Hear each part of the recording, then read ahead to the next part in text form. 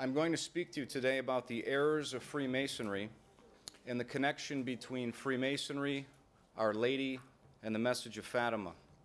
As we know, Masonry is an enemy of the Church, and as we'll learn today, Our Lady has warned us for many centuries that Freemasonry would penetrate the Church, would corrupt the hierarchy, and lead souls to damnation. In this presentation, I'm going to first talk about some very important historical points that connect Masonry with Our Lady. I'm then going to talk about Masonic ritual, and finally conclude with the effect that Freemasonry has had on the Catholic Church. So why am I qualified to talk about this? Well, as John has indicated, although I am a cradle Catholic, a lifelong Catholic, I also became a Freemason.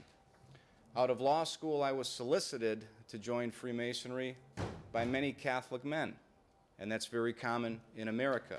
It was presented to me as simply a social club, an organization that would help me develop business contacts. And I was under the impression that American Freemasonry differed from European Freemasonry, and that's how it was explained to me. In fact, seeking some counsel from parish priests, they said the same thing. And so I didn't feel the need to investigate it any further, and in this period in my life, I became a Master Mason, a 32nd degree Mason, a member of the Shriners. I was a member of 2 Masonic lodges. I served as principal officer in one of those lodges. I was about to be elected Worshipful Master before I left, and I received a very rare credential called the Proficiency Card, which authorized me to instruct other Masons in Masonic ritual. It literally requires a man to have committed to memory all of the rituals of Blue Lodge Freemasonry, all of the positions, and that's what I could do. So I know what Freemasonry teaches because I taught it myself.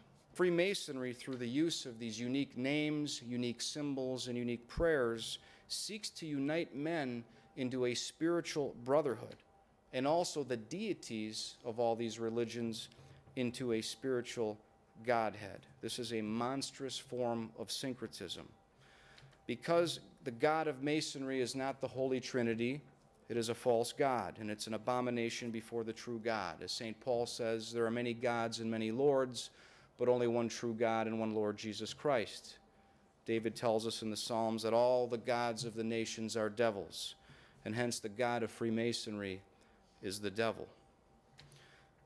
After the man is involved in this prayer to the deity, the worshipful master, who is the principal officer of the lodge, has him make a profession of faith by asking him, "In whom do you put your trust?"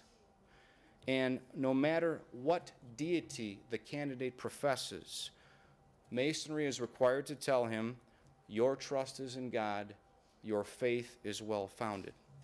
So, to those who reject Jesus Christ, Freemasonry explicitly lies to them.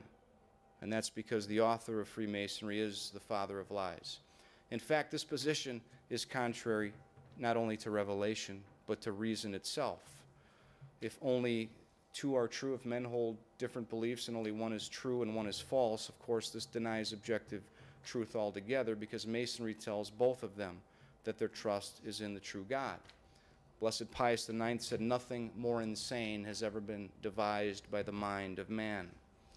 And so Masonry puts this notion, this false notion of human dignity, liberty, equality, fraternity, all above truth, exalting man over God, which are the errors of Russia and the errors of Freemasonry.